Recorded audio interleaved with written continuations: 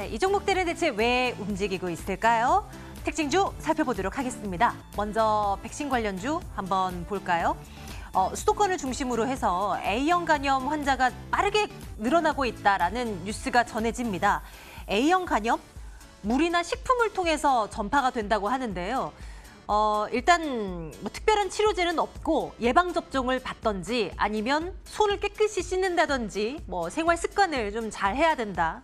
청결, 위생관리 뭐 이런 것들 철저히 해야 하는 수밖에 없다라고 전해지고 있고요. 어쨌거나 이런 뉴스가 부각되면서 백신 관련주들이 오늘 또 들썩이고 있는 그런 모습 확인되고 있습니다. 수소차 관련주들도 오늘 흐름 괜찮습니다. 한국가스공사가 2030년까지 어마어마한 돈을 투자를 해서 수소차를 수소로 연료로 이용해서 이제 굴러가는 자동차 이것을 경유차보다 더 이 수소가 더 싸게끔 만들겠다 뭐 이런 이야기를 내놨어요. 계획을 내놨어요. 관료주들 안 움직일 수가 없죠. 장 초반부터 강세를 보였는데 지금은 상승 탄력도가 조금은 줄어든 뭐 종목들도 많이 보이네요. 성장 오토텍이 3%대, 국외재질은 뭐 개별 이슈도 맞물려서 올라가죠. 13% 넘는 상승 현재 진행되고 있습니다. 통신 장비주도 일찍 강해. 오늘 웬만한 섹터들은 다 이렇게 좀 시세를 분출하고 있는 듯한데요. 그래서 크게 의미를 부여하기는 좀 힘이 들겠지만 그래도 5G가 이제 나름 상용화가 됐잖아요. 5G 기기를 이용하는 분들도 많으십니다. 그런데 불만들이 빗발치고 있다고 합니다. LTE보다 더 느려라고 말입니다. 아무래도 앞으로는 기지국 비롯한 5G 관련 통신 장비들이 더 많이 세워지고 더 발달해야 된다라는 시각들도 많고 이런 와중에 관련주들 오늘 또 부각되는데 KMW가 8% 넘는 급등, 솔리드도 9% 넘는 급등으로 현재 진행되고 있습니다. 얼마 전 호실적을 내놨던 더존비지원 볼까요? 오늘은 하락세로 전환된 모습이긴 한데 그도 그럴 것이 지난주 시장이 부진했을 때 나홀로 강했었잖아요. 그래서 오늘은 좀 쉬어가는 거 자연스러워는 보입니다. 그런데 바로 지금 관심을 두고 조정받을 때 사야 된다라는 시각이 참 많아요. 앞으로 실적이 더 좋아질 거리들이 많다라는 건데 이 부분 좀 챙겨보도록 하겠습니다. 더존비지온 54,600원이고요. SFA 반도체 또 볼까요? 이거 지난주 내내 봤는데 오늘 또 보게 됩니다. 왜? 잘 나가니까요. 비메모리 반도체, 즉 시스템 반도체 관련주들이 주식시장에서 핫 키워드로 급부상하고 있습니다. 삼성전자의 계획 그리고 정부의 구체적인 지원 방안들이 속속들이 전해지고 있는데요. 관련주들 또 한번 추적 들어가 보겠습니다. 자, 필룩스도 보겠습니다. 자회사 기대감 때문에 상승폭을 장중 좀 많이 키웠는데요. 지금도 3% 이상의 상승은 유지가 되고 있네요. 거래량도 좀 동반되는 모습이고요.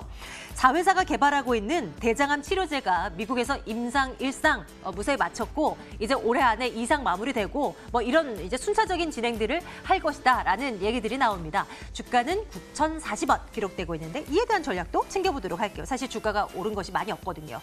면세점주 보겠습니다. 호텔신라 깜짝 실적 내놨고요. 또 일본의 골든위크, 중국의 노동절 연휴, 많은 외국인들 우리나라로 들어올 것이다. 이런 기대감 속에 면세점주들, 면세점 업체들 지금 진짜 바쁩니다.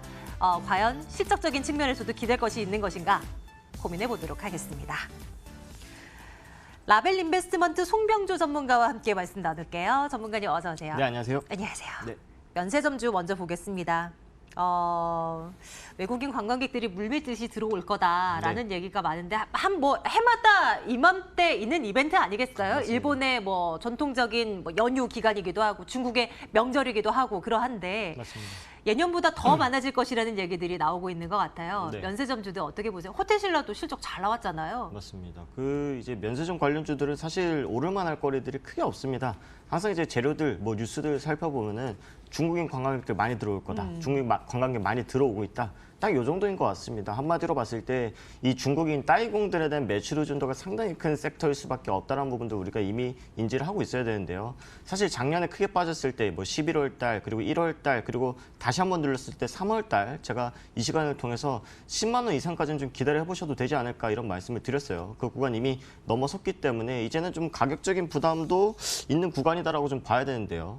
우리가 조금 우려했었던 부분들이 있었습니다. 이 중국에서 이제 인터넷 전자상거래법 이 개정이 되면서 따이공들이 이제는 우리가 이제 한국 화장품을 가지고 사주고 다시 중국에서 팔 때 우리가 이제 개인 사업자 등록도 해야 되고 그에 대한 과세도 되기 때문에 예전만큼 많이 남겨먹을 게 없다.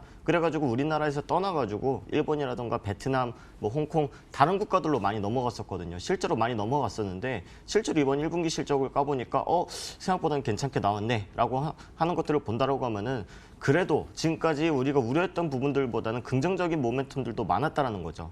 이 전자상거래법이 개정이 되면서 개인 사업자로 어쩔 수 없이 등록이 됐죠. 그리고 예전에는 우리나라 화장품들에 대한 가품들이 상당히 많았습니다. 누구 연예인들이 실제로 착용했던 그리고 누가 직접 발랐었던 이런 화장품들이 타오바오몰이라던가 그리고 알리바바 이 온라인 쇼핑몰에 상당히 가품들이 많이 등록이 됐었는데요.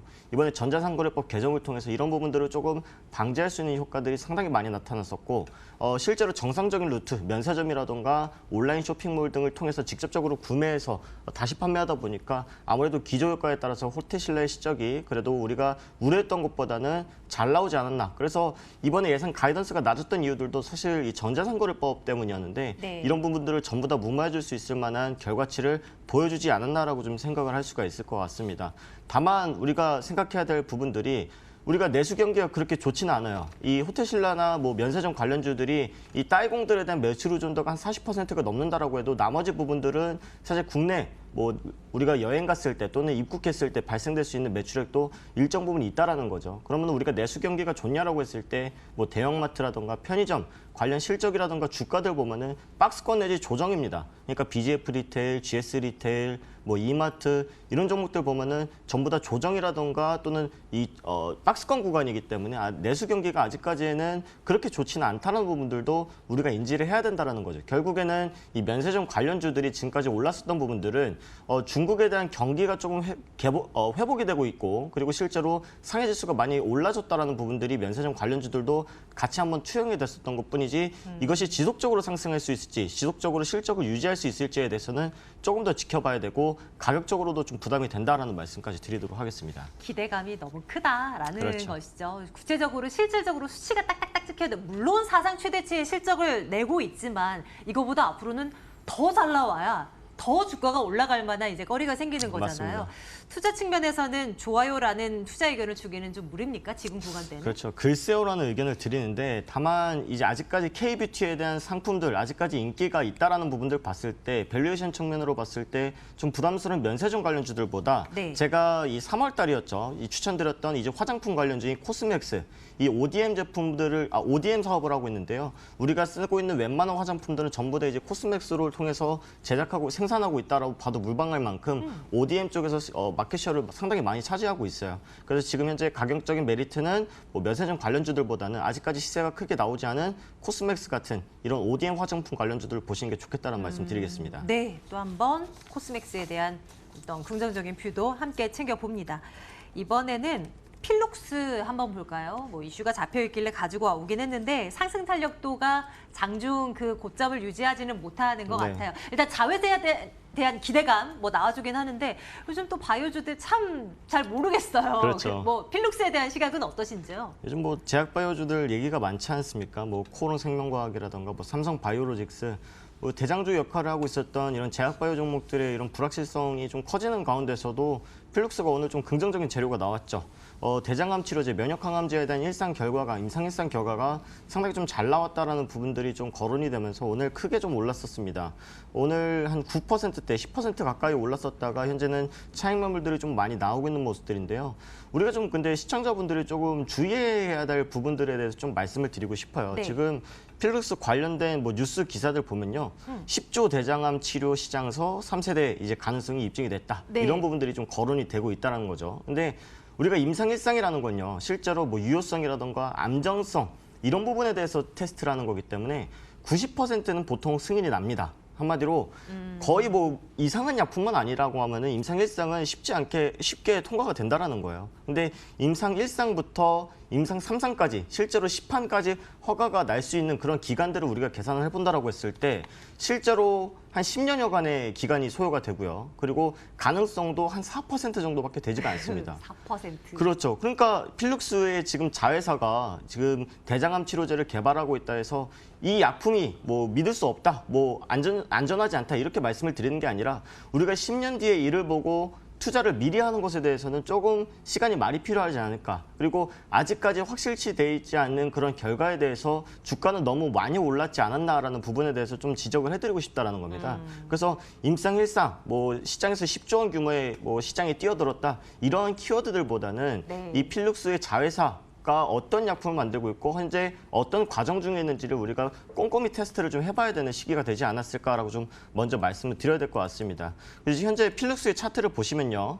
월봉상 본다라고 했을 때 단 2달 만에 2,500원짜리 주가가 39,900원까지 올랐어요. 우와. 10배 이상 올랐잖아요. 근데 아직까지 임상 1상이 지금 승인이 났고요. 그리고 아직까지 뭐 뚜렷할 할 만한 퍼포먼스를 보여주지 않았음에도 불구하고 한 10배 이상 올랐다. 그것도 10년 동안 뭐 20년 동안 오른 것도 아니고 단 2달 만에 올랐다는 거는 기대감이 너무 많이 반영이 되어 있고 너무 높은 프리미엄이 반영이 되어 있지 않았을까. 그런 측면에서 봤을 때는 아직까지는 좀 가격적인 그런 좀 위험성이 좀 있지 않을까라고 좀 생각을 하고 있어요. 다만 단기적인 뭐 일봉상 기준으로 본다라고 했을 때 3월부터 상당히 좀 낙폭이 컸었죠. 그래서 4월부터 특정 뭐 이런 수급 세력들에 의해서 매집이 된 흔적들이 보여지고 있습니다. 4월 11일 날 대량 거래량이 한번 터졌었고 오늘도 대량 거래량 한번 터졌었죠. 이런 부분들이 매집에 대한 우리가 흔적이라고 좀 체크를 하고 10,000원이라던가 11,000원까지 목표가를 잡고 트레이딩 관점에서는 가능하겠으나 필룩스의 자회사 그리고 뭐 나스닥에 대한 뭐 상장 기대감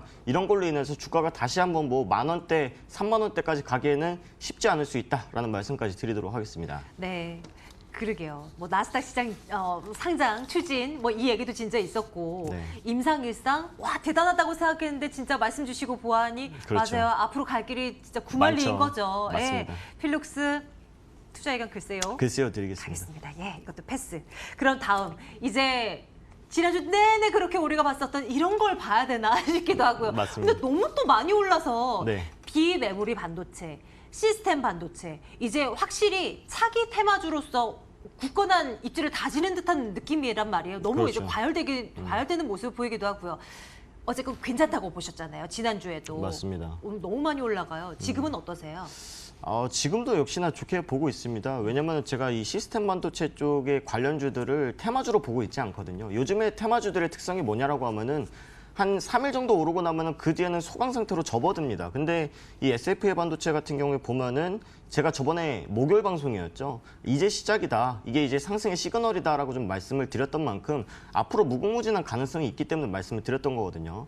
그러니까 이게 단순히 시스템 반도체 관련주다라고 보시는 게 아니라 무슨 관련주인지 좀 보셔야 돼요. 패키징 사업을 하고 있는데 패키징. 예, 비메모리 반도체가 훨씬 더 패키징 과정이 좀 더 까다롭고 조금 더 기술력을 많이 요합니다. 왜냐면은 메모리 반도체는 그냥 많이 쌓아놓고 적층형 메모리 반도체만 납품을 하면 되는데 비메모리 반도체 같은 경우에는 소품종 대량 생산을 해야 돼요. 그러니까 상품마다 어떤 기능을 하는지, 어떠한 특성을 가지고 있는지, 어떤 규격으로 해야 되는지 그런 것들이 전부 다 상이하기 때문에 패키징 관련주들이 앞으로 조금 더 일감이 좀 많아지지 않을까. 왜냐하면 지금까지는 좀 수주 절벽이었거든요. 메모리 반도체만으로는 상당히 부족했었는데 현재 지금 화면을 보시면 아시겠지만 국내에서 1, 2위를 다투고 있는 패키징 업체인 만큼 기술력은 충분하다라고 좀 보시면 좋을 것 같아요. 그리고 정부에서 또는 삼성전자에서 10년 동안 키운다라고 했는데 제가 앞에서도 말씀드렸지만 단기적인 테마주로만 볼 게 아니라 앞으로 갈 길이 많습니다. 현재 제가 시장 점유율에 대해서 표로 하나 가져왔는데 화면을 보시면서 좀 말씀을 드리면요.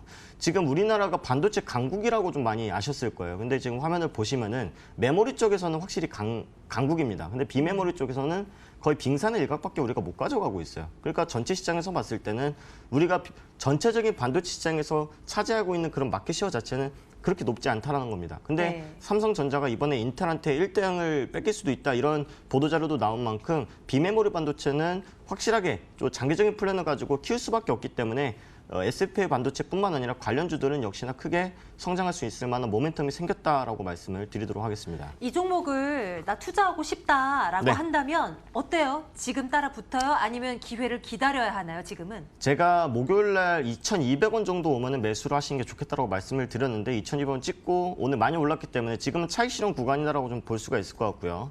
만약에 내가 신규 매수를 한번 생각을 해보고 싶다라고 하면은 오늘 시가인 2,270원부터 2,200원까지는 다시 내려오는 걸 조금 기다리셔야 된다라고 좀 말씀을 드리도록 하겠습니다. 가격대 확인하고 투자 의견은 좋아요 드리겠습니다. 갈게요. 네, 좋아요 가겠습니다. 마지막 한 종목 더 볼게요. 오늘은 쉬어가고 있지만 더 좀 비즈온 보겠습니다. 뭐 실적에 대한 자신감도 있고 좋은 얘기도 좀 많이 들리는 것 같아서요. 이 정보 꼽아와봤습니다. 어떤 관점이세요? 더존비즈온 같은 경우에는 ERP라고 하는 시스템을 공급하고 있는 업체죠. ERP라는 게 뭐냐면은 전사적 지원 관리 시스템이라고 해서 우리가 뭐 기업에 회사에 다니시는 분들 아시겠지만 뭐 재무라던가 회계, 뭐 인사 관리, 아웃소싱 전반적인 모든 시스템을 한 시스템으로 전부 다 정리할 수 있고 그런 것들을 관리할 수 있는 프로그램이다라고 보시면 좋을 것 같아요. 이게 이제 생소하실 수도 있겠지만 가까운 우리가 예를 찾아본다면은 미용실에서 우리가 연락처만 알려주면 우리가 어떤 서비스를 받았었고 이런 것들을 다 확인하실 수가 있잖아요. 그런 걸 CRM 프로라고 하는데요. CRM 같은 경우에도 ERP에 속합니다. 근데 최근 들어서 빅데이터 시장이기 때문에 계속적으로 ERP에 대한 수요가 늘어나고 있고 지금까지는 중소기업이라던가 소상공인들 대상으로만 공급했다라고 하면은 최근에 롯데 계열사에다가 100억 원 규모의 공급 계약을 맺었기 때문에 앞으로의 이런 수요는 계속적으로 늘어날 수 있다. 왜냐하면 빅데이터 시장이 확대될 수밖에 없는 시장 구조가 만들어지고 있기 때문에 역시나 더존비즈온에 대한 전망은 밝다라는 말씀까지 드리도록 하겠습니다. 가격 전략 좀 챙겨주시겠어요? 차트 좀 볼게요. 네, 더존비즈온의 차트를 보시면요. 제가 앞에서 말씀드렸던 SFA 반도체랑 기술적으로 상당히 좀 비슷한 구간에 놓여져 있습니다. 네. 오늘 5일선까지 지금 마이너스 3%까지 떨어졌었는데요. 5일선 터치하고 바로 아래 꼬리 달고 영망치형 차트를 그려주고 있죠. 그래서 지금 자리에서부터 해서 52,500원까지 분할적으로 매수를 하신다 그러면은 저는 최소한 6만 원까지 장기적으로 봤을 때 6만 원까지 기대해도 되는 종목이다라는 말씀까지 드리도록 하겠습니다. 상당히 긍정적인 뷰 가지고 계시군요. 네, 맞습니다. 투자 의견 좋아요 가겠습니다. 좋아요 드리겠습니다. 내일장 탑픽을 꼽아야 되는데 그럼 이 종목을 올려놔야 되는 건가요? 네, 더존비즈온으로 탑픽 드리겠습니다. 네, 알겠습니다. 내일장 탑픽으로 더존비즈온 계속 눈여겨보도록 하죠. 라벨 인베스트먼트 송병주 전문가와 함께했습니다. 고맙습니다. 고맙습니다.